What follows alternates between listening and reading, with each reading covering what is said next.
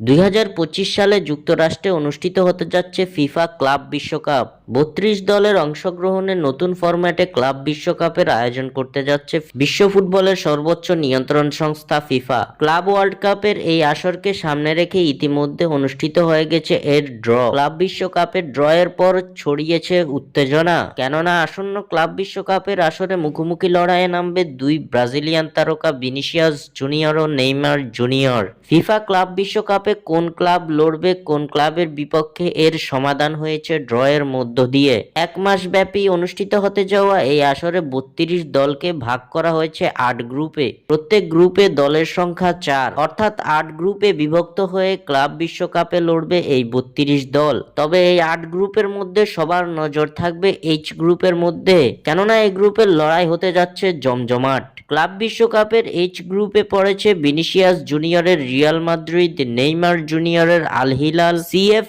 পাচুকা ও AFC Salzburg. সবকিছু ঠিকঠাক থাকলে ইনজুরি কাটিয়ে ক্লাব বিশ্বকাপে মুখোমুখি লড়াইয়ে দেখা যাবে দুই ব্রাজিলিয়ান সুপারস্টার ভিনিসিয়াস জুনিয়র ও নেইমার জুনিয়রকে। এছাড়াও ক্লাব বিশ্বকাপের এ গ্রুপে পড়েছে লিওনেল মেসির ইন্টার মায়ামি, যেখানে তাদের প্রতিপক্ষ হিসাবে থাকছে পালমেইরাস, আল আহলি ও এফসি পোর্তো। উল্লেখ্য, 2025 সালের 15 জুন যুক্তরাষ্ট্রের হার্ড রক স্টেডিয়ামে ইন্টার মায়ামি ও আল আহলির ম্যাচের মধ্য দিয়ে মাঠে গড়াবে ক্লাব বিশ্বকাপের এই আসর। স্বাক্ষর থেকে সাদবির ইসলাম।